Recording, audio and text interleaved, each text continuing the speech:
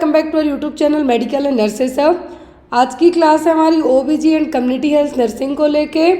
और कल मॉर्निंग से आपके लिए जो भी क्लासेस रहती हैं, जो आपकी मॉर्निंग वाली क्लास है, एज एन आपके आइडिया के अकॉर्डिंग बहुत सारे लोगों के मेरे पास कमेंट्स आए हैं, मैसेजेस आए हैं कि आपको ओबीजी में जितनी भी हेल्थ जो हाई रिस्क प्रेगनेंसीज हैं, पर्टिकुलर हाई रिस्क प्रेगनेंसी को लेके आपको एमसीक्यूज़ की ज़रूरत है, क्योंकि आपके एग्ज़ाम में अलग अलग तरीके की डिसीज़ में से क्वेश्चंस आते हैं। तो जो आपकी हाई रिस्क प्रेगनेंसी वाला पोर्शन है और स्पेशली ओबीजी वाला पोर्शन है, जो हमारा सेकंड शॉर्ट्स चैनल है, वहाँ पे आपको ओबीजी पढ़ाई जाएगी। 10 या 15 मिनट की एक क्लास रहेगी। साथ ही साथ जो उसके एमसीक्यू रहेंगे वो हमारे इस चैनल पर रहेंगे, क्योंकि इस चैनल पे मोस्ट ऑफ दी आपके जो एग्ज़ाम्स होते हैं उसके अकॉर्डिंग एमसीक्यूज ऐड किए जाते हैं, लेकिन थ्योरी बेस्ड आपको वहाँ पे अपडेट किया जाएगा। तो जो भी लोग यदि थ्योरी बेस्ड चीज़ें देखना चाहते हैं तो सेकंड शॉर्ट चैनल वहाँ पे जाके विजिट कीजिएगा। आपको वहाँ पर कल मॉर्निंग से डेली एक एक health condition, health problem update की जाएगी। साथ ही साथ बेसिक एनाटॉमी भी पढ़ाई जाती है। तो आप एक बार जाके विजिट ज़रूर कीजिए। अच्छा लगे तो आप लोग वहाँ पे क्लास को ज़रूर देखना। सेम नाम से चैनल है, लेकिन वो क्या है, शॉर्ट्स हैं, क्योंकि वहाँ पे छोटी छोटी क्लासें आपको अपडेट की जाती हैं। कल की क्लास में एक क्वेश्चन आपके लिए दिया गया था। क्वेश्चन था आपके लिए, विच of the following is the antidote for magnesium toxicity. और आज है जो ओएसएससी उड़ीसा का रिजल्ट है जो आ गया है। जिन भी लोगों ने एग्ज़ाम दिया था, मार्च में पेपर हुआ था, आज मेरे पास बहुत सारे मैसेजेस आए हैं। मैं यहाँ पे आपको अभी उतना टाइम नहीं है कि सभी की इमेज और रोल नंबर ऐड कर पाऊँ। मेरे पास 10 से 12 मैसेज आए हैं जिनका सिलेक्शन हुआ है। जिनका सिलेक्शन हुआ है उन सभी के लिए बहुत बहुत बधाई हो। आपने अच्छे से अपनी मेहनत की, आपका एग्ज़ाम अच्छा आया था, मार्च में पेपर हुआ था आप लोगों का। आज है जो सभी के नाम आ गए हैं और अब आपकी डीबी की डेट भी आ गई है। तो आप ओएसएससी की वेबसाइट पे जाके एक बार चेक कर लीजिए। कल क्वेश्चन दिया था आपको एंटीडोट फॉर मैग्नीशियम टॉक्सिसिटी। तो यदि किसी को मैग्नीशियम ओवरडोज हो जाता है तो क्या है जो आप एज एन एंटीडोट के तौर पर देंगे। ऑप्शन में था आपको कैल्शियम ग्लूकोनेट, नैलोक्सोन, विटामिन के, या फिर नन ऑफ द अबव।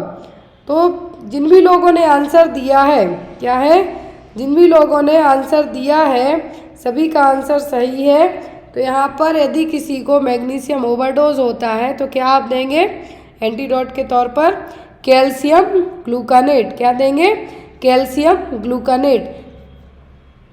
और यहाँ पर आपको मैं एक लिस्ट है जो ऐड करती हूँ जिससे आपको इजी रहे। यहाँ पे एक लिस्ट ऐड करती हूँ, आप चाहें तो उसका स्क्रीनशॉट भी ले लेना कि कौन सी ड्रग में क्या एंटीडोट के तौर पे यूज़ किया जाता है। एंटीडोट का मतलब क्या होता है, एंटीडोट का मतलब ऐसी ड्रग जो भी आपने मेडिसिन ली है उसके इफेक्ट को कम कर दे। क्या कर दे, न्यूट्रलाइज कर दे, उसके इफेक्ट को कम कर दे। तो वो कहलाता है क्या, दी हुई हैं और उनके एंटीडोट दिए गए हैं। जैसे एसिटामिनोफेन और पैरासीटामॉल। क्या है, एसिटामिनोफेन या फिर पैरासीटामॉल ओवरडोज हो जाए तब आप क्या है जो एंटीडोट के तौर पे ले सकते हैं, वो होगा एसिटाइल सिस्टीन। क्या होगा, एसिटाइल सिस्टीन। एंटीकोलिनार्जिक ड्रग आ जाए, यदि ओवरडोज पूछे आपको हो जाए तो तब एंटीडोट आप क्या देंगे, फार्सूस्टिग्माइन। ये भी आपको आ चुका है एग्जाम में। बेंजोडाइजापाइन से यदि ओवरडोज हो जाए, बेंजोडाइजापाइन की कोई सी भी क्लास की ड्रग, तो फ्लोमेजेनल एजेन एंटीडोट के तौर पे दी जाएगी। कैल्शियम चैनल ब्लॉकर का यदि ओवरडोज होता है तो कैल्शियम ग्लूकोनेट। यहाँ पर जो आपको मैग्नीशियम टॉक्सिसिटी है यहाँ पर भी वही सेम है और यहाँ पे भी हुए। तो कैल्शियम चैनल ब्लॉकर की यदि ओवर टॉक्सिसिटी हो जाए या फिर कैल्शियम चैनल ब्लॉकर की जो भी कोई सी भी मेडिसिन, क्या है, कैल्शियम चैनल जो ब्लॉकर्स हैं किसके लिए यूज़ किए जाते हैं, बीपी के लिए, इसके लिए ब्लड प्रेशर के लिए यूज़ किए जाते हैं। तो यदि इन केस इसका ओवरडोज हो जाए, क्या हो जाए, इसका ओवरडोज हो जाए तो यहाँ पर उसके इफेक्ट को कम करने के लिए क्या देंगे, कैल्शियम क्लोराइड। क्या देंगे, कैल्शियम क्लोराइड। और जो कैल्शियम चैनल ब्लॉकर हैं हाई बीपी, अरिथमिया को ट्रीट करने के लिए दिए जाते हैं। नेक्स्ट वन इज, जितनी भी डिपेंड करके मेडिसिन है वो सभी कैल्शियम चैनल ब्लॉकर है, भी आप याद रखें। साइनाइड, जो साइनाइड है यदि ओवरडोज हो जाए तो क्या देंगे आप, मिथिलीन ब्लू, डिगॉक्सिन, इसकी टॉक्सिसिटी एग्जाम में बहुत आती है, कब नहीं देना है ये भी आता है। डिगॉक्सिन ओवरडोज होता है तो डिगॉक्सिन इम्यून फेव और डिजीवाइन दे सकते हैं। हेपेरिन का है प्रोटामाइन सल्फेट, हेपेरिन से एग्जाम में खूब क्वेश्चन आते हैं। एक नेचुरल एंटीकोआगुलेंट है, प्रेगनेंसी में इसको दे सकते हैं। इसका एंटीडोट क्या है? Protamine sulphate. आयरन है तो डिफ्रॉक्सामाइन देंगे आप। इंसुलिन ओवरडोज होता है तो ग्लूकागॉन देंगे क्योंकि इसके इफेक्ट को ये कम करेगा। अब यहाँ पर ओपियोइड्स यदि ओवरडोज हो जाए तो नेलॉक्सॉन देंगे। क्या देंगे? नेलॉक्सॉन। वारफ्रिन के लिए विटामिन के है, एंटीडोट के तौर पर देंगे। वारफ्रिन कभी भी प्रेगनेंसी में नहीं दी जाती। आज का जीके का जो क्वेश्चन है वो है आपका, in which states assembly a resolution has been passed recently against the uniform civil code. तो अभी हाल ही में कौन से स्टेट ने एक रेजोल्यूशन पास किया है यूनिफॉर्म सिविल कोड को लेके? मतलब जो यूनिफॉर्म सिविल कोड आने वाला है उसके प्रति अविश्वास प्रस्ताव है जो पारित किया है, ये करने वाला पहला देश, इसलिए मैंने स्टेट ऐड किया है। केरला, हिमाचल प्रदेश, वेस्ट बंगाल या फिर बिहार। तो यूनिफॉर्म सिविल कोड बहुत दिनों से न्यूज़ में भी आ रहा है, अभी भी चलते ही जा रहा है। यूनिफॉर्म सिविल कोड को मानने से मना किस स्टेट ने कर दिया है अभी रिसेंट में? तो ये काम किया है केरला ने। किसने? केरल ने है जो यूनिफॉर्म सिविल कोड को मानने से मना कर दिया। इसके अगेंस्ट है जो क्या किया इन्होंने? रेजोल्यूशन पास किया है, जो प्रस्ताव जो विरुद्ध का मतलब अगेंस्ट जाके इन्होंने रेजोल्यूशन पास किया है। किसने? केरला ने।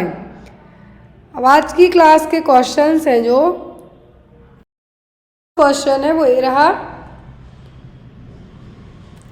All are the true about incidence except. तो इंसिडेंस को लेके सभी चीज़ें सही हैं किसी एक को छोड़कर। ऑप्शन में है आपका, it is a rate, does not include of unit of time, numerator includes number of new cases, denominator includes population at risk. तो यहाँ पर क्या है जो इंसिडेंस को लेके गलत है? पहली चीज़, इंसिडेंस है क्या? तो इंसिडेंस रेट है। जो क्या है? एक तो ये रेट है, मतलब कि जो जनता में नए केसेस आते हैं किसी भी डिसीज़ को लेके वो है। तो यहाँ पर ये भी हो गया। यहाँ पर यह बिल्कुल यूनिट ऑफ टाइम है क्योंकि यहाँ पर काउंट किया जाएगा। तो ये क्या? यूनिट ऑफ टाइम भी हो गया। न्यूमरेटर का मतलब नंबर ऑफ नए केसेस, और डिनोमिनेटर में कितनी जनता रिस्क पर है वो आएगी। तो यहाँ पर आपका एक्सेप्ट करके यदि क्वेश्चन पूछा जाता है इस तरीके से तो क्या होगा? Does not include the unit of time. लेकिन यहाँ पर टाइम इंक्लूड किया जाएगा कि कितने नए केस कितने टाइम पे आए हैं, वो चीज़ होगी यहाँ पे। तो यहाँ पर आपका आंसर क्या होगा? Does not include of unit of time. ये देखिए यहाँ पर जो इंसिडेंस है एपिडेमियोलॉजी में, यहाँ पर जो भी नए केसेस आते हैं किसी भी डिसीज़ के किसी एक गिवन पॉपुलेशन एरिया में, वो यहाँ पे इंक्लूड किए जाएंगे नए केसेस। और कितनी जनता रिस्क पर है वो भी यहाँ पर एज एन डिनोमिनेटर के तौर पे इंक्लूड की जाएगी। तो ये क्या है? रेट है। डिनोमिनेटर है यहाँ पर जो पॉपुलेशन है वहाँ के नए केस हैं वो क्या? इंसिडेंट रेट है। तो यहाँ पर आपका आंसर क्या होगा? Does not include of unit of time. लेकिन यहाँ पर यूनिट ऑफ टाइम है, जो एक टाइम की भी वैल्यू है, कितने टाइम में यदि जो नए केसेस आते हैं वो। तो यहाँ पर आपका आंसर क्या होगा? Option number B. Next and most important question nursing का नॉर्सेट में आ चुका है।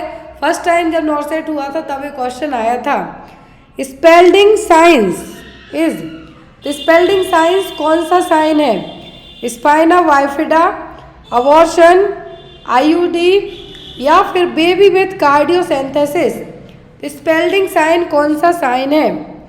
तो स्पेल्डिंग साइन देखने को या तो किस में मिलेगा? यदि स्पाइना बाइफिडा का केस है तो इसमें बच्चे स्पाइना बाइफिडा में क्या होगा कि प्रेगनेंसी के टाइम पर ड्यूरिंग कंसीव करने के बाद बच्चे का जो न्यूरल ट्यूब है वो प्रॉपर क्लोज नहीं हो पाएगा और जो कंडीशन है डेवलप होगी स्पाइना बाइफिडा। अबॉर्शन में तो पूरा जो यूट्रस में जो को किस में मिलेगा? आईयूडी, इंट्रा यूट्राइन डेथ, मतलब जो बेबी है फीटस है उसकी डेथ यूट्रस में ही हो जाना। तो उस टाइम पे जो साइन दिखाई देगा जब अल्ट्रासोनोग्राफी की जाएगी तब क्या होगा? उस साइन को क्या कहा जाएगा? Spalding sign. और इस साइन का मतलब यहाँ पर ये देखिए जो एक सोनोग्राफी दिखाई जा रही है, इसमें बेबी जो फीटस है इसकी स्कल बोन्स है क्या है एक दूसरे के ऊपर कोलैप्स हो जाएंगी just because of fetal brain death के कारण। तो जो फीटल स्कल की जो बोन्स है क्या है कोलैप्स हो जाएंगी और एक दूसरे के ऊपर ओवरलैप हो जाएंगी, चढ़ जाएंगी, जिसको आप कहेंगे ओवरलैपिंग होना फीटल स्कल की बोन्स का यूट्रस में ही। और ये कब होता है, जब फीटस की डेथ हो जाए, usually a week or more after fetal death in the uterus. हो सकता है 1 हफ्ता हो जाए बच्चे की डेथ को हुए, या फिर 4 दिन हो जाए, 5 दिन हो जाए, तब जो साइन डॉक्टर अल्ट्रासोनोग्राफी करके देखेंगे, उसमें जो साइन देखेगा यूएसजी में, वो साइन क्या कहलाएगा, Spalding sign. That means overlapping of the fetal cranial bones और स्कल बोन्स। फीटस की जो क्रेनियल और स्कल बोन्स है फीटल डेथ होने के कारण वो क्या होंगी, पूरी एक दूसरे के ऊपर ओवरलैप हो जाएंगी, चढ़ जाएंगी, वो क्या कहलाएगा आपका स्पेल्डिंग साइन। नेक्स्ट है यहाँ पर submerged portion of the iceberg represent. हमने कल पढ़ा था कि जो टॉप लेवल पे क्या बताया जाएगा, अब यहाँ पे है कि सबमर्ज्ड पोर्शन है आइसबर्ग का, वो क्या रिप्रेजेंट करेगा, undiagnosed case, clinical case, dead case या फिर ट्रीटेड केस। सबमर्ज्ड पोर्शन कौन से केस बताएगा, आइसबर्ग फिनोमिना आपको आता है तो बताएगा आपको कौन से अनडायग्नोज्ड केस, कौन से अनडायग्नोज्ड केस। सबमर्ज्ड पोर्शन जो रिप्रेजेंट करेगा वो क्या होगा, अनडायग्नोज्ड केस। जो सबमर्ज्ड पोर्शन है अनडायग्नोज्ड सब क्लिनिकल केस कैरियर्स को रिप्रेजेंट करेगा। और जो फ्लोटिंग टिप है, सबसे ऊपर की जो फ्लोटिंग टिप है, जो भी फिजिशियन ने चेक किए या फिर जो कंफर्म केस है वो बताएगा कौन सा पोर्शन। फ्लोटिंग टिप पूछें तो वो, और सबमर्ज्ड पोर्शन पूछें तो क्या है, सब क्लिनिकल केस और undiagnosed case. Next one is mode of spread of polio infection is. Polio infection polio virus से होता है, इसमें सबसे ज़्यादा आपका नर्वस सिस्टम अफेक्ट होगा, लेकिन ये फैलता कैसे है, through the vector, droplet infection, faeco oral route या फिर थ्रू द ब्लड। तो किसके थ्रू फैलेगा पोलियो इन्फेक्शन, पोलियो इन्फेक्शन फैलता है फीको ओरल रूट से, किससे, फीको ओरल रूट के थ्रू। जो पोलियो वायरस है वो गंदा, जो भी यहाँ पर कंटामिनेटेड, यहाँ पे आप कह सकते हैं कि जो गंदा खाना पीना है उसके थ्रू आपकी बॉडी में इसके वायरस एंटर हो सकते हैं। लेकिन पोलियो माँ के वर्टिकल ट्रांसमिशन से भी बच्चे में होने के रिस्क रह सकते हैं। तो यहाँ पर पोलियो इन्फेक्शन का यदि स्प्रेड पूछें तो क्या, faeco oral route. Hepatitis A और ई का पूछें तो faeco oral route. Next one, temporary hardness of water is primarily due to the presence of.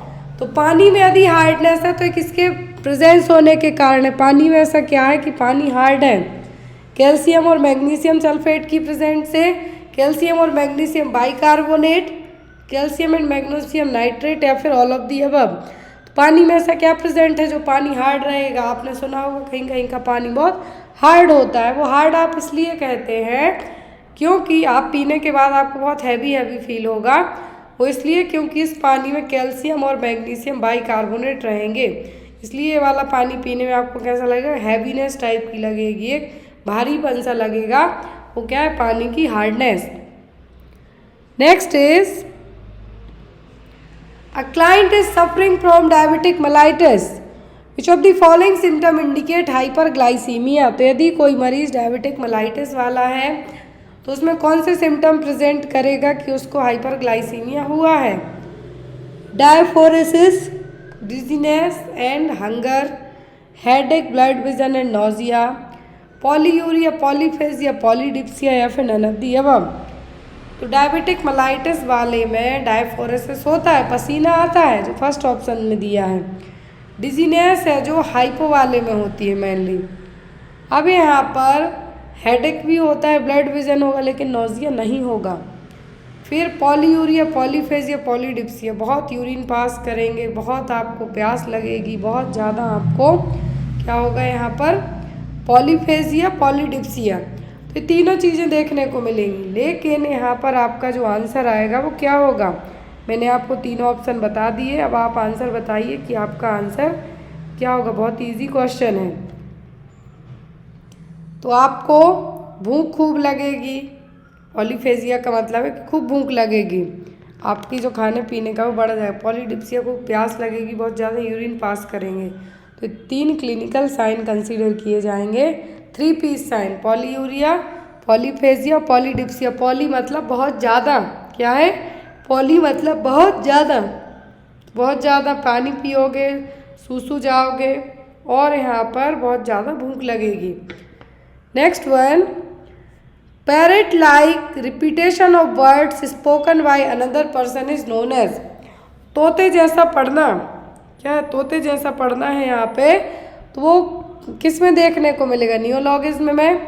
Dyscalculia, इकोपैरेक्सिया या फिर इकोलेलिया। कौन से केस में यहाँ पर आपको क्या है? कौन से केस में यहाँ पर आपको तोते जैसा रिपीटेशन ऑफ वर्ड मिलेगा? वो यहाँ पर क्या कहलाएगा? वो कहलाएगा echolalia.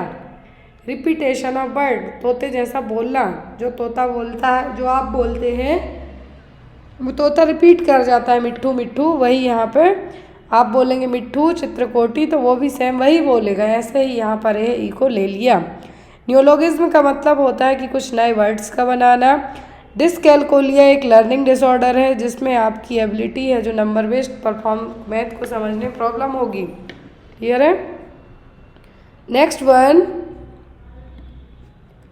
Which of the following is used for passive immunisation. तो पैसिव इम्यूनाइजेशन में क्या यूज होगा? Killed vaccine, toxoid, live attenuated vaccine या फिर ह्यूमन एंड एनिमल सेरा। क्या है जो पैसिव इम्यूनाइजेशन में यूज़ किया जाएगा? पैसिव में आपका ह्यूमन और एनिमल सेरा है जो यूज़ होगा। क्या होगा? ह्यूमन और animal sera. Next one, most important question है, nutritional dependent bacteria are called. तो यहाँ पे हम टाइप ऑफ बैक्टीरिया भी पढ़ लेंगे। इट्स बेस्ड ऑन जो बैक्टीरिया, खाने पीने वाले जो बैक्टीरिया, न्यूट्रिशन के बारे में बात की जा रही, हवा खाते हैं कि खाना खाते हैं वो। तो न्यूट्रिशनली डिपेंडेंट बैक्टीरिया क्या कहलाएंगे? हेट्रोट्रॉप्स, ऑटोट्रॉप्स, फोटोट्रॉप्स या फिर कीमोट्रॉप्स। तो कौन से बैक्टीरिया हैं जो कि न्यूट्रिशनल डिपेंडेंट बैक्टीरिया हैं? तो वो हो गया यहाँ पर हेट्रोट्रॉप्स बैक्टीरिया। कौन से? Heterotrophs bacteria nutritional dependent bacteria कहलाएंगे। हेट्रोट्रॉप्स मतलब organic carbon is carbon source, तो उनका जो खाने पीने का सोर्स क्या है? कार्बन है। ऑटोट्रोप का मतलब है कार्बन डाइऑक्साइड है, यहाँ पर इनऑर्गेनिक सोर्स होगा। क्लियर? फोटोट्रोप का मतलब इनको फोटोसिंथेसाइजेशन की ज़रूरत है। और कीमोट्रोप का मतलब केमिकल कंपाउंड खा पी के क्या रहेंगे? अच्छे रहेंगे। तो क्या है यहाँ पर? कीमोट्रोप्स मतलब केमिकल वाले, फोटोट्रोप्स मतलब लाइट की ज़रूरत है इनको अपनी ग्रोथ करने के लिए। ऑटोट्रोप में एक इनऑर्गेनिक CO2 इनका सोर्स होगा। अब यहाँ पर न्यूट्रिशनली नहीं लेकिन दूसरी लिविंग थिंग्स के ऊपर जिंदा रहेंगे ऑटोट्रोप्स।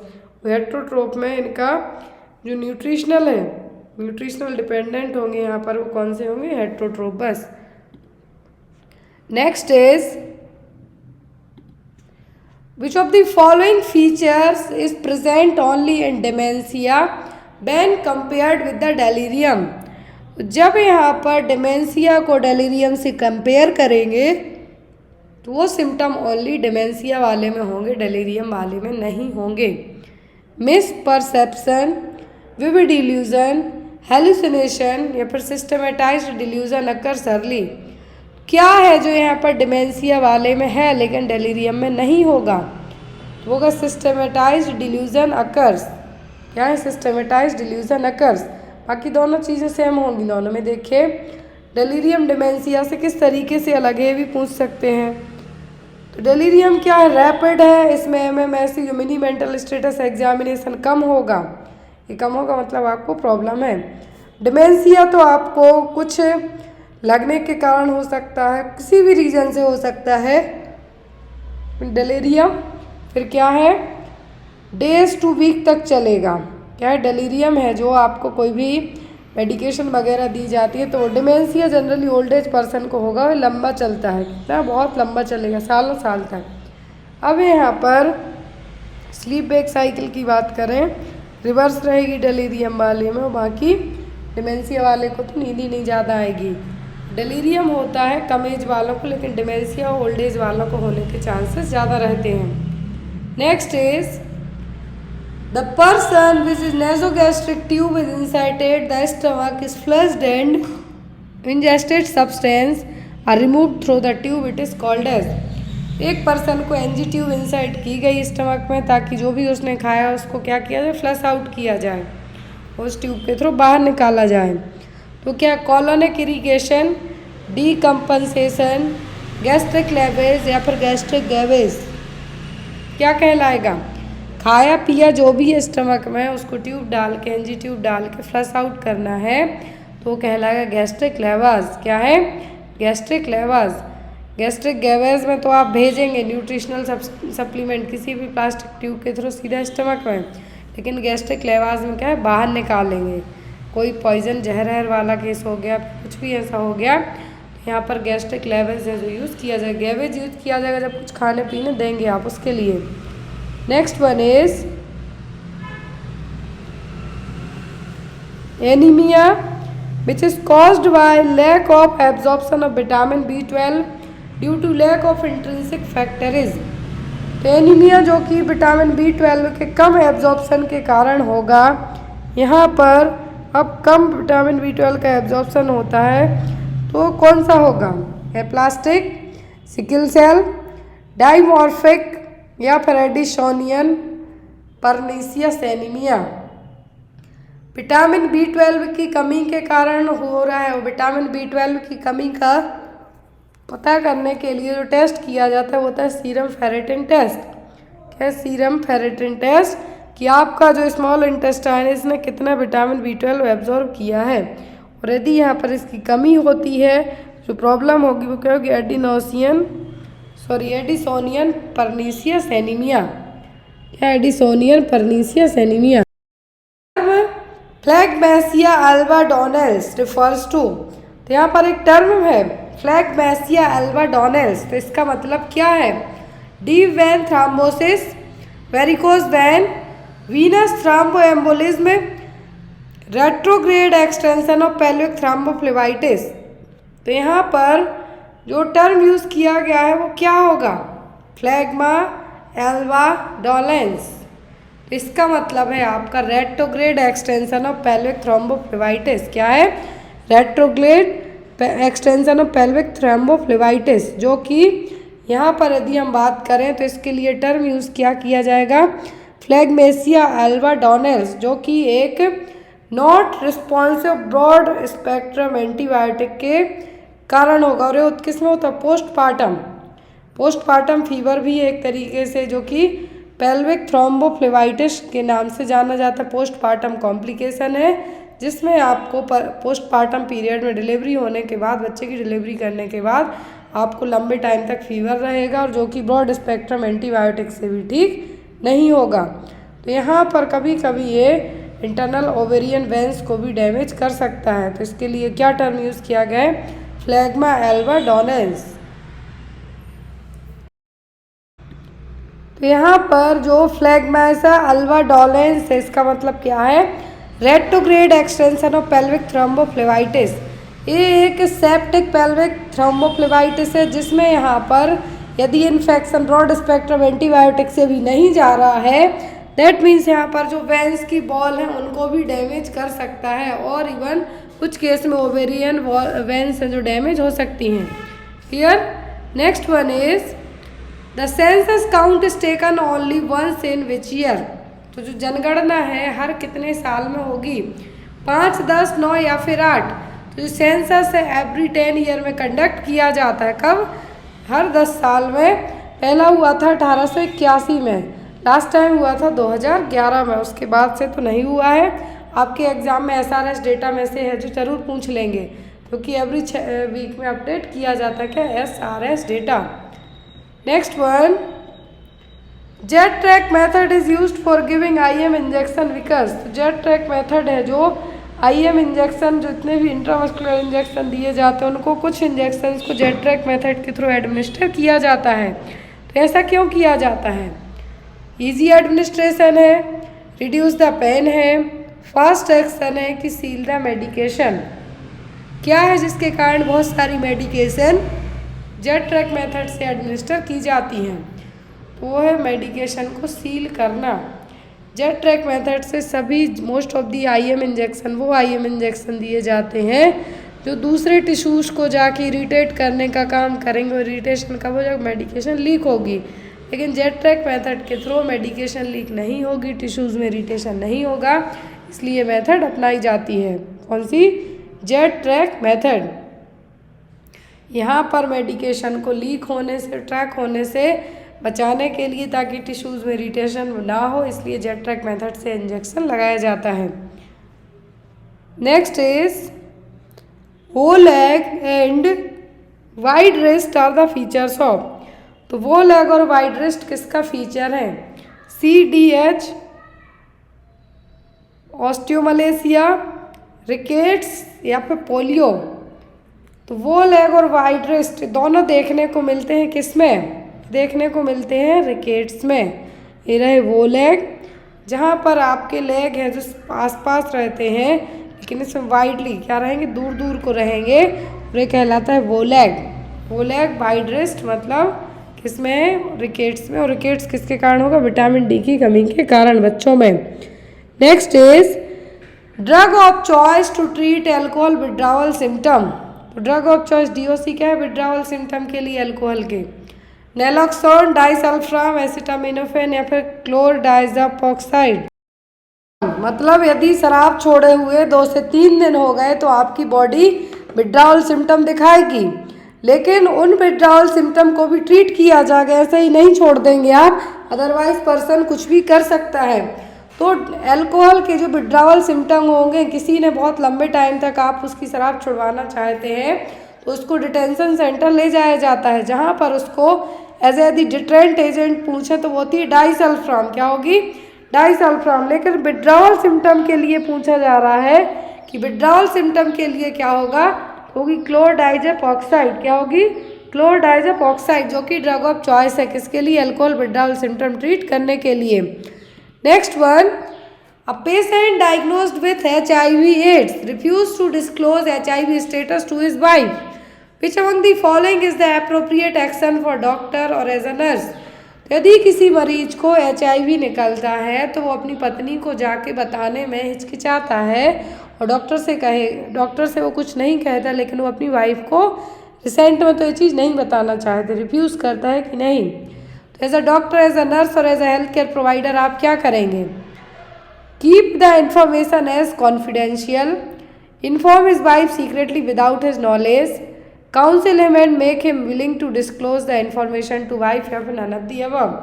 तो आप बताइए आप यहाँ पे क्या करेंगे? मान लीजिए आपको as a health care provider और as a nursing officer, as a nurse पता चलता है कि इस पेशेंट के लिए गोनोरिया है या फिर HIV/AIDS, कोई भी सेक्सुअली ट्रांसमिटेड डिसीज़ है, तो as a health care provider आप क्या करेंगे? इन्फॉर्मेशन को कॉन्फिडेंशियल रखेंगे, कि उसकी वाइफ को सीक्रेटली बता देंगे, कि उसकी काउंसलिंग करेंगे, कि जब आपकी इच्छा हो आप लेकिन अपनी वाइफ को बताइए ज़रूर। क्या करेंगे आप?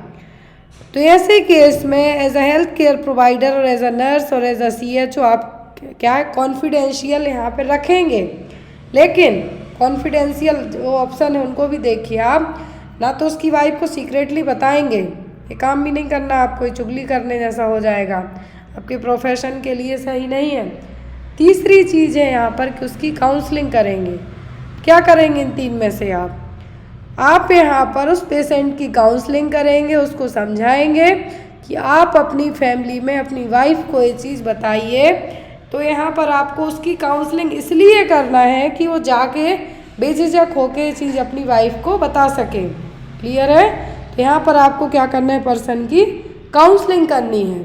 तो यहाँ पर आपका आंसर क्या हो? Counsel him and make him willing to disclose the information to her wife. Alcohol is using in clinical setting for the skin disinfection. This alcohol is made by। तो जो अल्कोहल क्लिनिकल सेटिंग में जो आप sanitiser use किए हैं, बहुत use किए हैं कोविड के टाइम पर, तो उसमें कौन सा अल्कोहल मिक्स रहता है?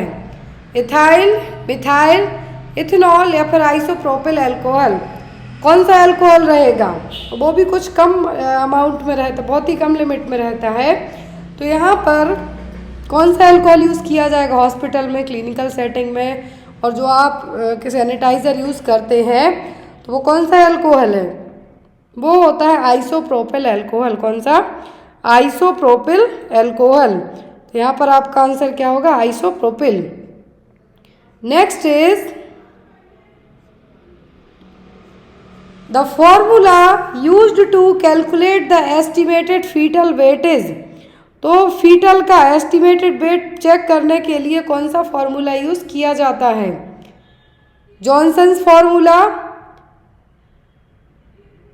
नेगल्स फॉर्मूला, जैकबसन फॉर्मूला, या फिर नन ऑफ द अबव।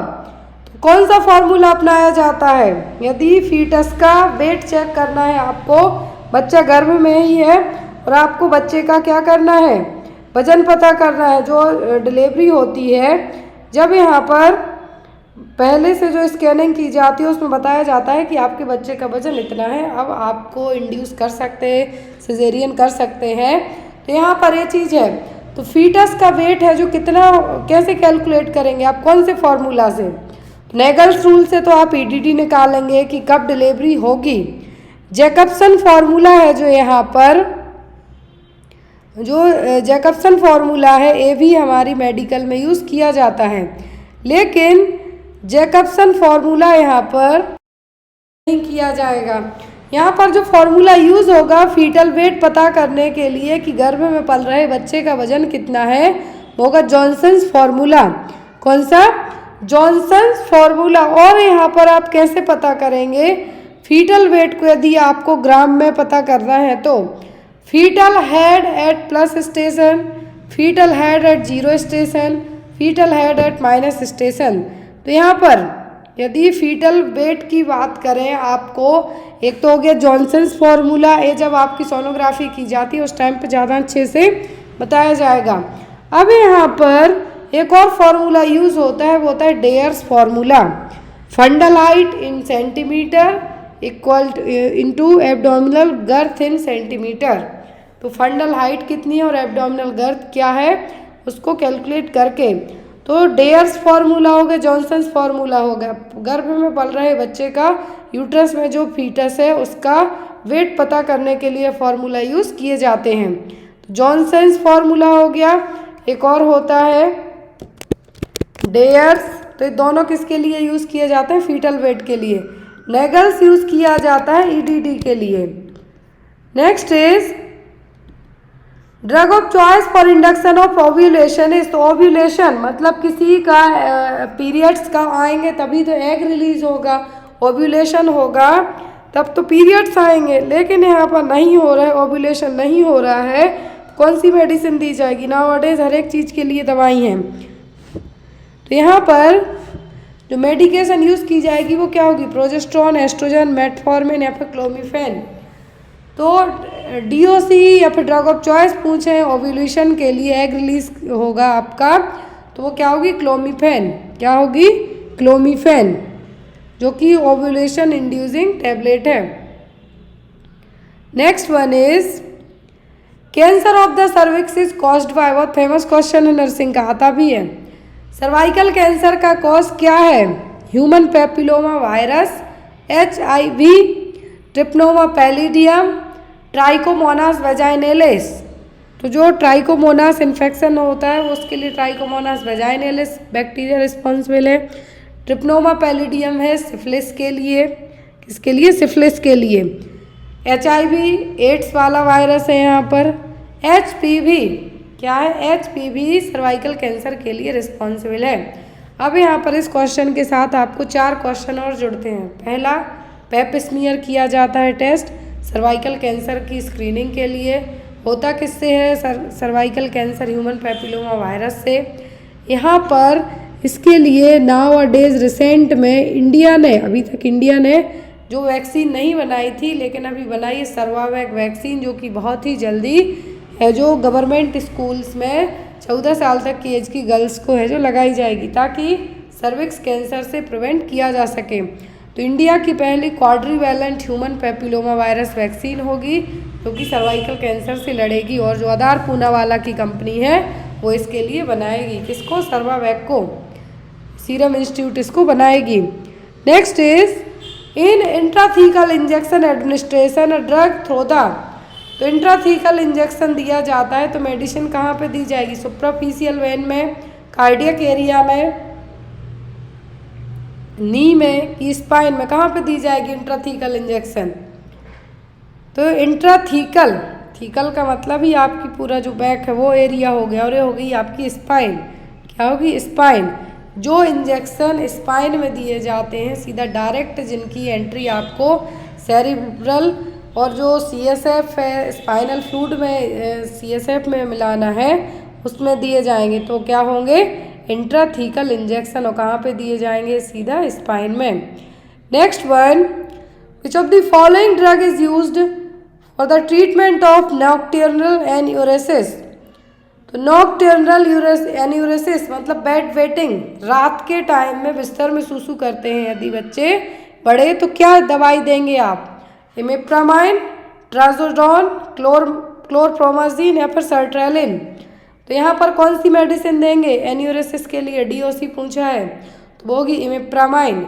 लेकिन यदि यहाँ पर ये बिना किसी डॉक्टर की एडवाइस के नहीं देना, एक तो मिलेगी ही नहीं आपको मेडिकल पे बिना प्रिस्क्रिप्शन के, तो इमिप्रामाइन है जो कि एक एंटी डिप्रेसेंट मेडिकेशन है, बाजार में टोफ्रानिल नाम से अवेलेबल होगी, ट्राईसाइक्लिक एंटी डिप्रेसेंट है, ये मेन तो डिप्रेशन के लिए यूज़ की जाती है, लेकिन कभी कभी इसका यूज़ पैनिक और एंजाइटी डिसऑर्डर के लिए भी होता है। साथ ही साथ यदि आपको एग्जाम में पूछते हैं कि drug of choice for bed wetting, तो ये यही है same, imipramine. Next is what should you monitor when a patient taking high dose of acetaminophen over a prolonged period, यदि कोई मरीज लंबे समय तक क्या ले रहा है, एसिटामिनोफेन लेता है, एसिटामिनोफेन की जगह आपको पैरासीटामोल भी एग्जाम में आ सकता है, यदि वो ड्रग ले रहा है तो आप क्या टेस्ट कराएंगे उसका, पीटी टाइम चेक करेंगे, जीआई इरिटेशन, किडनी फंक्शन या फिर लिवर फंक्शन, कौन सा टेस्ट कराएंगे आप मरीज का, यदि मरीज लंबे टाइम से एसिटामिनोफेन या फिर पैरासीटामोल लेता है तो यहाँ पर आप मरीज का लिवर फंक्शन टेस्ट कराएंगे, LFT कराएंगे। क्यों, क्योंकि जितनी भी जो मेडिकेशन मेटाबोलाइज कहाँ से होती हैं, लिवर से, और स्पेशली एसिटामिनोफेन हो गया, पैरासीटामोल हो गई, ये यदि आपने हाई डोज में ले ली, ज़्यादा ले ली, तो यहाँ पर आपका लिवर डैमेज होने के चांसेस रहेंगे। तो उसी लिवर को तो पता करना है कि कुछ प्रॉब्लम तो नहीं हुई, इसलिए आप क्या कराएंगे, LFT कराएंगे। Next is Reed Sternberg cells notes are found in, तो रीड स्टर्नबर्ग सेल्स हैं कहाँ पे पाई जाएंगी, ल्यूकेमिया के केस में, हॉकिंस लिम्फोमा में, नॉन हॉकिंस लिम्फोमा में कि मल्टीपल माइलोमा में। रीड स्टर्नबर्ग सेल्स नोट्स कहाँ पे पाए जाएंगे, leukaemia, Hawking lymphoma, non Hawking lymphoma या फिर मल्टीपल माइलोमा में। तो रीड स्टर्नबर्ग सेल्स हैं जो कहाँ पे पाई जाएंगी, हॉकिंस लिम्फोमा में। हॉकिंस लिम्फोमा है जो क्या है, एक तरीके से हम यहाँ पे कहेंगे कि ये जर्मिनल सेंट या फिर हमें भी यहाँ पे कह सकते हैं कि क्या है, ऑटो इम्यून डिसीज है, एक तरीके का कैंसर ही है। तो इन सेल को lacunar histiocytes for certain type cells भी कहा जाता है, जो कि जाइंट सेल होंगी। बायोप्सी की जाती है, बायोप्सी कब की जाती है, बायोप्सी होती है जब आपको कैंसर का डाउट हो या फिर कैंसर का टेस्ट कराना हो तब। तो हॉकिंस लिम्फोमा के केस में जब बायोप्सी होती है तो जो सेल्स देखने को मिलेंगी वो कहलाती है रीड स्टर्नबर्ग सेल्स, जो कि जनरली बी लिम्फोसाइट्स का डेरिवेटिव फॉर्म रहेंगी। नेक्स्ट वन, नर्सिंग का सबसे famous question, which of the following is the method for managing foreign body airway obstruction, तो यदि आपके अपर एयरवे ट्रैक्ट में कुछ फंस जाता है तो आप कैसे ठीक करेंगे, jaw thrust manoeuvre, Epley manoeuvre, Heimlich manoeuvre या फिर ऑल ऑफ दी अबव, कौन सा मैन्यूवर आप अपनाएंगे ठीक करने के लिए, जाथ्रस्ट, एप्ले या फिर हेमलिच, कौन सा मैन्यूवर आपको अपनाना है। तो यहाँ पर यदि अपर एयरवे में कुछ भी चोकिंग हो जाए, ऑब्स्ट्रक्शन हो जाए, तो आप हेमलिच मैन्यूवर अपना के ठीक करेंगे। किससे? हेमलिच मैन्यूवर से। एप्ले मैन्यूवर है जनरली यूज़ किया जाता है यदि किसी को बिनाइन पोजिशनल वर्टिगो हो रहा है। वर्टिगो मतलब है कि ये जनरली किसी को एक साइड करवट लेके लेटने में प्रॉब्लम होती है, उसको लगेगा कि उसके कान के अंदर कुछ है जो रिंगिंग टाइप का साउंड हो रहा है, तो यहाँ पर वर्टिगो होगा, मतलब चक्कर टाइप से जो आएगा वो है। तो जो एप्ले मैन्यूवर है वर्टिगो के लिए किया जाएगा। जा थ्रस्ट मैन्यूवर एयरवे ओपन करने के लिए होता है। तो यहाँ पर मैं लिख देती हूँ कि वर्टिगो के लिए होगा क्या? एप्ले मैन्यूवर। यदि अपर एयरवे ऑब्स्ट्रक्शन है तो हेमलिच, और ये किसके लिए है? एयरवे के लिए। नेक्स्ट इज, और यहाँ पर जो हेमलिच मैन्यूवर है, यदि एब्डोमिनल थ्रस्ट के, कभी कभी हेमलिच मैन्यूवर की जगह आपको एग्जाम में एब्डोमिनल थ्रस्ट भी आ जाता है, तब भी आप इसको मार्क कर सकते हैं। बच्चों में आता है तो 5 बैक ब्लो, और छोटे एडल्ट्स में आता है तो Heimlich. Next is, which nursing intervention is appropriate to prevent pulmonary embolus in a patient who is prescribed bed rest. यदि मान लीजिए किसी मरीज को कंप्लीट बेड रेस्ट कहा गया है, तो एज अ नर्स आप उसको क्या एडवाइस करेंगे कि पल्मोनरी एम्बुलस डेवलप ना हो। मतलब कि जो आपका वेन में ब्लड फ्लो हो रहा है उसमें कोई भी क्लॉट ना बने और वो जम के लंग्स में ना जाए, तो उसको आप क्या कहेंगे? पल्मोनरी एम्बुलस। और इस एम्बुलस को प्रिवेंट करने के लिए आप क्या एडवाइस देंगे? लेकिन मरीज को बेड रेस्ट दिया गया है पूरे तरीके से। ऑप्शन में है limit the patient fluid intake, encourage deep breathing and coughing, use the knee gatch when the client is in bed, या फिर teach the patient to move legs in the bed. यदि बेड रेस्ट दिया है तो यहाँ पे आप person को कफिंग ब्रीदिंग की बात नहीं हो रही, यहाँ पे एम्बुलस की ब्लड में क्या वो हो जाए, एम्बुलाई बन के फ्लो होके लंग्स में ना पहुँचे, सीधी सी बात। तो यहाँ पर आपको क्या करना है? उसके पैर हिलाने के लिए कहना है, क्योंकि सबसे ज़्यादा जो एम्बुलेंस बनने का खतरा होता है, जो भी लॉन्ग वेन्स होंगी वहाँ पर। तो यहाँ पर लेग में ही आप पॉसिबल हो तो हाथ पैर दोनों हिलाते रहिए, ताकि आपको एम्बुलेंस का फॉर्मेशन ना हो। एम्बुलेंस का फॉर्मेशन नहीं होगा तो पल्मोनरी एम्बुलाई नहीं होगा। Next is, foot drop occurs due to, तो फुट ड्रॉप किसके कारण होगा? Sciatic nerve, brachial plexus, deep peroneal nerve, या फिर सुपरफिशियल पेरोनियल नर्व। तो किसके कारण फुट ड्रॉप होगा? आपको लगेगा कि पैर नीचे को लटका सा हुआ है, तो ये होगा आपका डीप पेरोनियल नर्व के डैमेज होने के कारण। ये देखिए, जो डांसर्स होते हैं जनरली उसमें बहुत देखने को मिलेगा। Foot drop is caused by weakness और paralysis of the muscles involved in lifting the front part of the foot. जो आपके पैर का आगे का हिस्सा है, वहाँ पे जो मसल्स हैं उन मसल्स में वीकनेस होना या फिर पैरालिसिस होना। और यहाँ पर जो नर्व ही रहेगी जो पैरालिसिस वाले काम करती है, वो नर्व होती है पेरोनियल नर्व, जो आपके पैर को उठाने में हेल्प करती है। तो ये क्या है? Foot drop, inability to lift the front part of the foot off the ground. तो आप अपने पैर को धरती पे प्रॉपर नहीं उठा पाएंगे, ये होता है डीप पेरोनियल नर्व में इंजरी के कारण। Next is, delirium tremors is a withdrawal symptom. अब तो डेलिरियम ट्रेमर्स किसके विड्रावल सिम्टम है? ओपियोइड्स के, अल्कोहलिज्म के, कैनाबीस के कि कोकीन के? तो डेलिरियम ट्रेमर्स किसके विड्रावल सिम्टम्स हैं? सबको पता होना चाहिए। तो ये है किसके? अल्कोहलिज्म के। जो लोग लंबे टाइम तक शराब पीते हैं, आफ्टर दैट उनकी शराब अचानक से छुड़वा दी जाए, तो एज अ विड्रावल के तौर पर उनकी बॉडी डेलिरियम ट्रेमर्स दिखाएगी। ये डेलिरियम ट्रेमर्स कभी कभी इतने ज़्यादा हानिकारक और ख़तरनाक हो सकते हैं कि मरीज अपनी जान भी दे देता है। तो यहाँ पर सीवियर अल्कोहल विड्रावल सिम्टम में शेकिंग है, कन्फ्यूज़न है, लेकिन सबसे ज़्यादा रिस्की क्या होते हैं? डेलिरियम ट्रेमर्स, जो कि 2 से 5 दिन के बाद, यदि आपने ड्रिंक आज की है, आज आपकी ड्रिंक स्टॉप करवाई, दारू पी रहे थे आप, आज आपकी दारू छुड़वा दी, 2 से 3 दिन के बाद आपकी जो कंडीशन होगी, जिसमें आपके हाथ पैर फड़फड़ाएंगे, बीपी हाई होगा, आपको ट्रिमर्स आएंगे। तो क्या है यहाँ पर? Delirium trimmers. Which drug is relatively contraindicated in breast feeding? यदि कोई माँ अपने बच्चे को दूध पिलाती है तो उस माँ को कौन सी मेडिसिन आप नहीं देंगे? ऑप्शन में है यहाँ पर प्रोप्रानॉल, सेफेलोस्पारिन, जिडोब्यूडेन या फिर सल्फोनाइल यूरिया। कौन सी मेडिकेशन ब्रेस्ट फीडिंग वाली माँ को कॉन्ट्राइंडिकेट होगी? प्रोप्रेनॉल तो एंटी हाइपरटेंसिव ड्रग है, सेफेलोस्पिरिन एक एंटीबायोटिक है, जिडोबिडिन एक एंटीवायरल ड्रग है जो कि HIV एड्स के मरीज में यूज़ की जाती है। तो जो आप नहीं देंगे वो होगी सल्फोनाइल यूरिया। क्या होगी? सल्फोनाइल यूरिया, क्योंकि एक एग्रीकल्चर वाली ड्रग है जो एग्रीकल्चर में यूज़ की जाती है। और यहाँ पर ये मेडिसिन एंटी डायबिटिक ड्रग के तौर पर भी यूज़ की जाती है। किसको? डायबिटिक मेलाइटस 2 को ट्रीट करने के लिए। तो यहाँ पर सल्फोनाइल यूरिया क्यों नहीं देना है? क्योंकि आपके मिल्क जो ब्रेस्ट फीडिंग आपका बच्चा करता है तो उसके साथ में बच्चे को अफेक्ट करेगी, इसलिए नहीं देना है। क्या? सल्फोनाइल यूरिया डायबिटिक 2 के लिए जो डायबिटिक मेलाइटस टाइप 2 है उसके लिए भी यूज़ होती है और ये एग्रीकल्चर फॉर्म में भी यूज़ की जाती है। Next is Ramsay scale is used for the assessment of. Ramsay scale किसके असेसमेंट में यूज होती है? सेडेशन, पेन, अराउजल या फिर all of the above. Ramsay scale किसके लिए यूज़ की जाती है? तो ये यूज़ होती है सेडेशन के लिए। किसके लिए?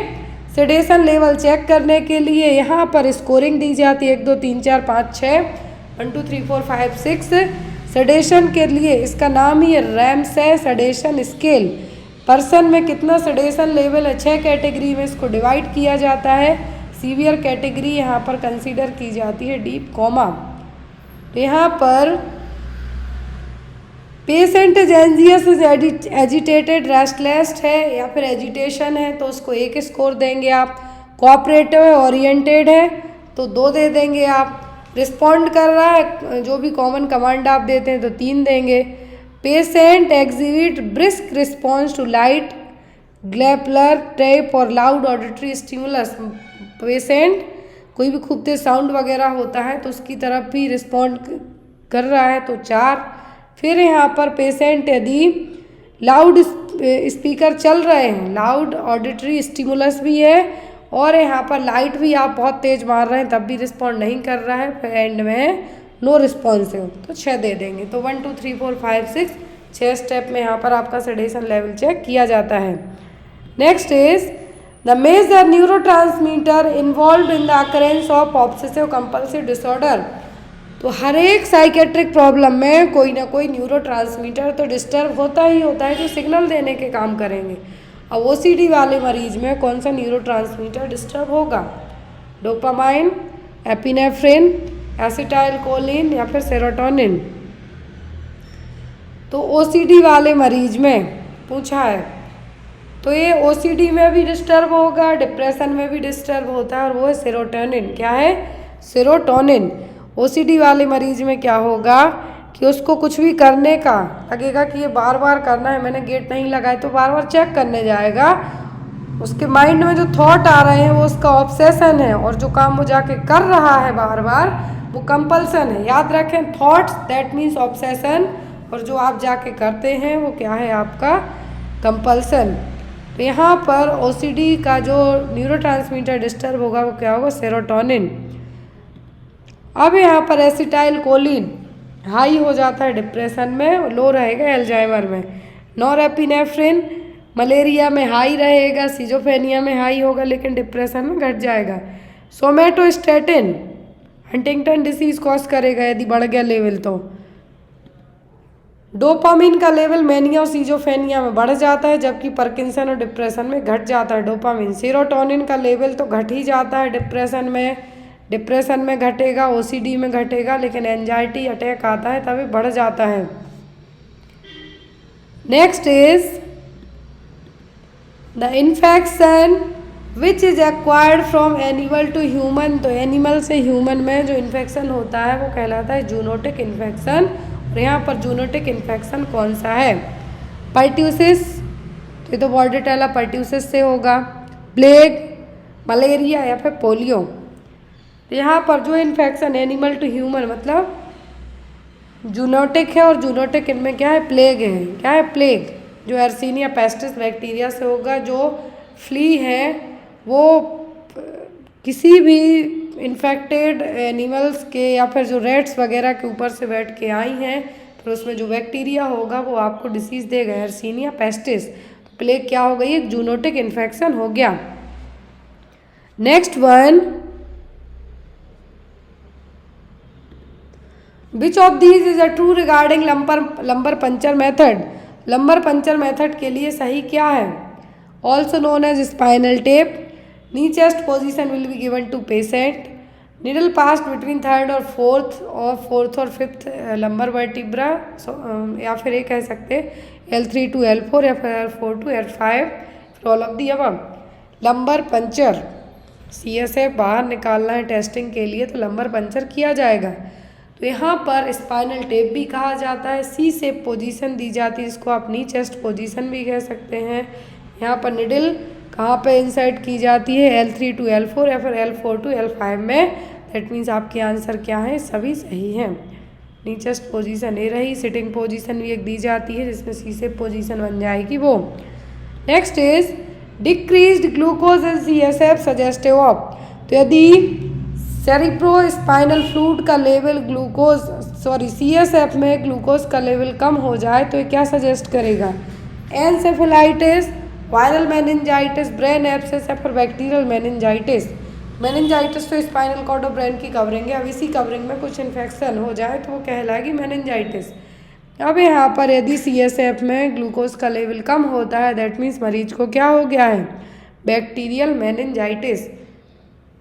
CSF में लो ग्लूकोज लेवल का मतलब कहलाता है क्या? हाइपोग्लाइकोरेचिया। क्या है? हाइपोग्लाइकोरेचिया। और low glucose level in the cerebro spinal fluid ये जनरली बैक्टीरियल, फंगल और ट्यूबरक्लोसिस वाली मेनिंजाइटिस में होगा। ट्यूबरक्लोसिस मेनिंजाइटिस भी बैक्टीरिया के कारण ही होगी और इसमें ग्लूकोज का लेवल कम हो जाएगा। तो याद रखें हाइपोग्लाइको तो वो आपको समझ में आया कि लो ग्लूकोज लेवल कोरेचिया का मतलब यहाँ पर CSF है। Next is common side effect of drug phenytoin is. तो फेनिटोइन का कॉमन साइड इफेक्ट क्या है? फेनिटोइन ड्रग ऑफ चॉइस है एपिलेप्सी के लिए, तो यहाँ पर कॉमन साइड इफेक्ट क्या है? Bleeding gums, gingival hyperplasia, cushingoid appearance या फिर ऑल ऑफ दी अबव। तो फेनिटोइन जो कि ड्रग है, एपिलेप्टिक ड्रग है, तो इसका साइड इफेक्ट क्या होगा? इसका साइड इफेक्ट होगा जिंजिवल हाइपरप्लासिया। क्या है? जिंजिवल हाइपरप्लासिया और over growth of gum tissue around the tissue. आपके दांतों की तरफ जो गम्स टिश्यू हैं उनमें ज़्यादा ग्रोथ होना। हाइपरप्लासिया का मतलब है क्या? ओवर ग्रोथ होना। तो यहाँ पर फेनिटोइन क्या है? एपिलेप्टिक ड्रग है जो कि ड्रग ऑफ चॉइस मानी जाती है। जिंजिवल हाइपरप्लासिया इसका क्या हो गया? एक साइड इफेक्ट हो गया। और भी साइड इफेक्ट होते हैं, हेडेक होगा, नोजिया, वॉमिट, कॉन्स्टिपेशन होगा, लेकिन जो एक यहाँ पर क्लासिकल साइड इफेक्ट पहुँचा है वो क्या होगा? Gingival hyperplasia. दांतों के चारों तरफ गम्स है, उन गम्स में एक्स्ट्रा टिश्यूज की ग्रोथ का होना। Next is Ram, a 32-year male, has been admitted to the intensive care unit for following a motor vehicle accident. Assessment found a positive Kullin sign. What does this indicate? Cullen sign पूछा है। कुलिन sign किस में देखने को मिलेगा? मरीज ICU में है, मोटर व्हीकल एक्सीडेंट हुआ है, पॉजिटिव कुलिन साइन निकला है, तो ये क्या है? किस में निकलेगा? हीमोथोरैक्स में, स्कल फ्रैक्चर में, पेल्विक फ्रैक्चर में कि रेट्रोपेरिटोनियल फ्रैक्चर में? किस केस में मरीज के लिए कुलिन साइन देखने को मिलेगा? तो होगा रेट्रोपेरिटोनियल फ्रैक्चर। क्या है? रेट्रोपेरिटोनियल फ्रैक्चर अम्बलाइकस के यहाँ पर है जो ब्लीडिंग टाइप से दिखेगा, डिस्कलरेशन दिखेगा लेफ्ट फ्लैंक रीजन में, वो यहाँ पर क्या कहलाएगा? Grey Turner sign. और यही साइन यदि ऊपर की तरफ देखने को मिलेगा तो ये क्या कहलाएगा आपका? Cullen sign. कुलिन sign haemorrhagic discolouration है अम्बलाइकल एरिया के पास में, जो अम्बलाइकस है नाभि उसके पास में। इंट्रापेरिटोनियल है, इंटरनल कुछ ब्लीडिंग हुई है लेकिन बाहर ब्लड नहीं दिख रहा है, स्किन कटी नहीं हुई है, तो ये क्या? कोई इंटरनल ब्लीडिंग हुई है कहाँ पर? अम्बलाइकस के एरिया में, अम्बलाइकस नाभि के आपके चारों तरफ, तो वो यहाँ पे क्या कहलाएगी? आपकी कुलिन साइन। लेकिन जब यही चीज़ जो फ्लैंक एरिया है ये एक्यूट पैंक्रेटाइटिस में देखने को भी मिलेगा। क्या? Grey Turner sign. यहाँ पर जो आपको दिख रहा है क्या है? आपका Cullen sign. Next one is atropine is commonly used prior to administration if inhalant anaesthetics to reduce. As an inhaler के तौर पे यूज़ किया जाएगा किसको कम करने के लिए? मसल टोन को, सीक्रेशन को, नोजिया वॉमिटिंग को, कि all of the above. Atropine use की जाती है म्यूकस सीक्रेशन को कम करने के लिए, ताकि म्यूकस सीक्रेशन कम होगा तो आप एस्पिरेशन से मरीज को बचा सकते हैं। अदरवाइज मरीज आप कुछ भी कर रहे हैं और यहाँ पर क्या हो जाए, मरीज एस्पिरेट कर जाए जो भी म्यूकस मुंह में आए, तो उस म्यूकस सीक्रेशन को कम करने के लिए एट्रोपिन है जो दिया जाता है। Next one, early features of aspirin poisoning. यदि मरीज को ओवरडोज हो गई है एस्पिरिन, तो यहाँ पर क्या साइन देखने को मिलेंगे? ऑप्शन में है यहाँ पर rashes, metabolic acidosis, ringing sensation in the year या फिर हेडेक। तो यहाँ पर एस्पिरिन जनरली क्यों दी जाती है? एस्पिरिन उन लोगों को आप नहीं देते हैं जिनको प्लेटलेट्स काउंट घटने का डर हो, क्योंकि ये क्या करेगी, खून को पतला करने का काम भी करती है। तो यहाँ पर एस्पिरिन है, यहाँ पर यदि ये क्या हो जाए, ओवरडोज हो जाए, तो यहाँ पर क्या साइन देखने को मिलेंगे? रेसेस होंगे, मेटाबॉलिक एसिडोसिस होगी, रिंगिंग सेंसेशन होगा कानों में, कि हेडेक होगा, क्या होगा? तो यदि एस्पिरिन ओवरडोज हो जाती है तो यहाँ पर मरीज के कानों में रिंगिंग साउंड, टिनिटस जिसको आप कहेंगे, क्या कहेंगे यहाँ पर? टिनिटस। टिनिटस है जो देखने को मिलेगा, मरीज को लगेगा कि कानों में घंटियाँ सी बज रही हैं वो। और यदि इसका एंटीडोट पूछे एस्पिरिन का, तो वो क्या होगा? वो कहलाता है एक्टिवेटेड चारकोल। क्या है? Activated charcoal. जो सैलिसिलेट हैं, क्या है? सैलिसिलेट और एस्पिरिन है, इनके लिए यदि एंटीडोट पूछें तो क्या है? Activated charcoal. Next one, vaccine preventable neonatal diseases. तो वैक्सीन प्रिवेंटेबल न्यूनेटल डिसीज कौन सी है? टीबी, पर्ट्यूसिस, टिटनस या फिर मीजल्स। तो मतलब न्यूनेट्स को तो वही वैक्सीन प्रिवेंटेबल डिसीज होगी, जब यूट्रस में रहेगा बच्चा, बाहर आएगा तो वो न्यूनेट कहलाएगा, मतलब उस टाइम पे आप उसको उस डिसीज से बचा पाए हैं। तो कौन सी होगी? वैक्सीन प्रिवेंटेबल और न्यूनेटल डिसीज, तो वो होगी टिटनस। क्या होगी? टिटनस। क्योंकि माँ को ड्यूरिंग द प्रेगनेंसी 2 टीटी के शॉट दिए जाते हैं, 4-4 महीने का गैप दे के टीटी के 2 डोज दिए जाते हैं, तो इसीलिए टिटनस क्या मानी जाएगी? Vaccine preventable disease. टीबी की वैक्सीन तो बच्चा होने के बाद होगी, दी जाएगी बच्चे को, तो वो न्यूनेटल वैक्सीन प्रिवेंटेबल डिसीज में नहीं आएगी, बीसीजी देंगे बाद में। पर्ट्यूसिस के लिए आप देंगे डीपीटी वाला शॉट देंगे, मीजल्स 9 महीने में देंगे। तो यहाँ पर जो preventable vaccine preventable neonatal disease होगी वो क्या होगी? टिटनस। क्वेश्चन है, what is the condition in which children is pulling out here. कौन सी कंडीशन है जिसमें बच्चा अपने खुद के बाल खींचेगा? इमिप्रामाइन, एक्रोफोबिया, ओलेंजापाइन या फिर ट्राइकोटोलोमैनिया। कौन से केस में बच्चा अपने खुद के बाल नोचेगा, खींचेगा? इसका आंसर आप लोग कमेंट बॉक्स में देना। आई होप आपको आज की क्लास अच्छी लगी हो। कोई भी डाउट वगैरह रह जाता है तो आप बेझिझक होकर कमेंट बॉक्स में पूछ सकते हैं, या फिर मुझे व्हाट्सएप पे मैसेज करके पूछ सकते हैं। Thank you for watching us. Bye bye, take care, good night.